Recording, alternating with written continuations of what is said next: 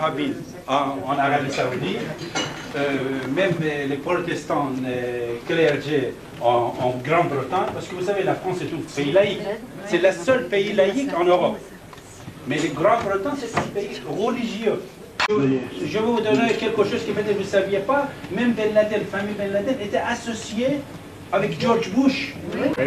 Ils étaient associés et son frère était Osama Ben Laden, vous le connaissez, mais son grand frère était assassiné aux États-Unis. Son avion a chuté, il est mort et ils étaient associés avec la famille Bush. Bush, quand il a pris le pouvoir, George Bush, on parlait de Taliban. On a dit Taliban, vous connaissez Taliban, c'est un groupe de musique. Mais si on a écouté ce qui était passé aux États-Unis, ils ont ciblé l'économie, politique et militaire. Ce n'est pas l'Israël, c'est le James Bond. Vous allez plaisanter, mais vous savez très bien, le seul pays dans le monde qui justifie ces actes terroristes dans les autres pays, c'est le Britannique avec le film de James Bond. Vous voyez, James Bond, c'est l'agent 007, mais c'est un secteur de police secrète qui existe et exécute. Chez moi, 2 fois, ils ont fait des coups d'État en Iran. En Iran, 2 fois, les Britanniques, ils ont fait des coups d'État. C'est-à-dire, ils ont renversé l'État. Et vous voyez aujourd'hui les documents qui existent. Dans beaucoup d'autres pays, ils ont fait ça. L'autre jour, j'ai dit à Barnaby, à l'ambassadeur d'Israël, j'ai dit, Barnaby, tu sais très bien que quand le ministre des Affaires étrangères britannique était en Iran, il a soutenu la cause palestinienne. Et il a soutenu la cause palestinienne, et comme Ronald Douma il a dit même il a précisé là-bas en Iran, il a dit, le terrorisme, il vient d'Israël. Il fallait qu'on règle le problème d'Israël avec les Palestiniens. Mais quand il est sorti, et le lendemain à l'aube, il a changé ses propos. Mais c'est ça qui joue. C'est le jeu.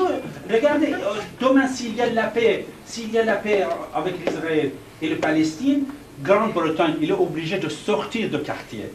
Dans le jeu de l'Union européenne. Et c'est pour ça que de temps en temps, quand il y a des hommes indépendants qui pensent à l'entrée de son pays, avant de penser à l'entrée des Américains ou des Britanniques ou de n'importe quel pays, on sort des dossiers.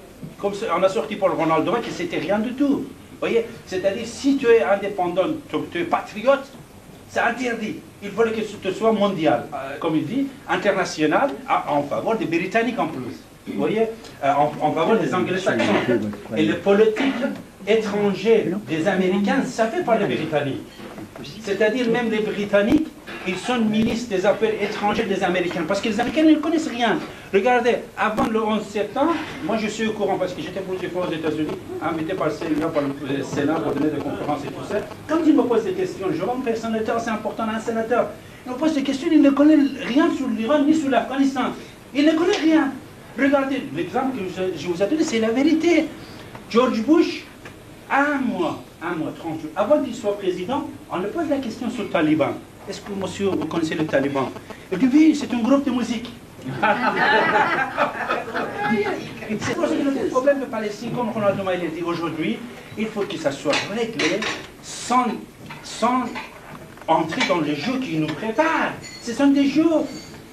Parce qu'aujourd'hui, si vous tuez Ben Laden, comme il a dit, demain il aura 50 Ben Laden.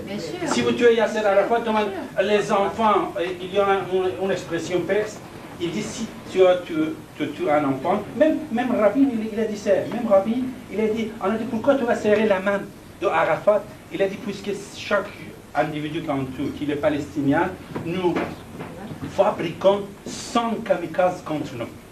Prévenir, il ne voulait pas la guerre.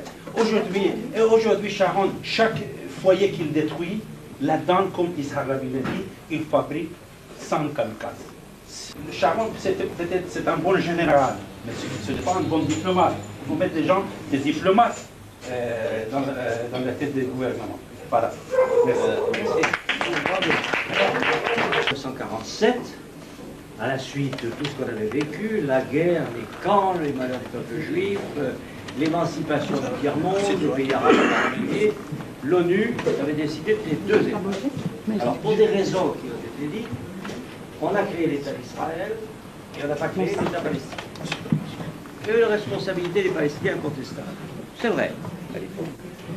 Mais il n'y a pas eu non plus un grand élan qui a suivi cette décision. Pour ne pas dire une disparition possible des principaux interlocuteurs qui jusqu'à présent s'efforçaient d'essayer d'arranger les choses.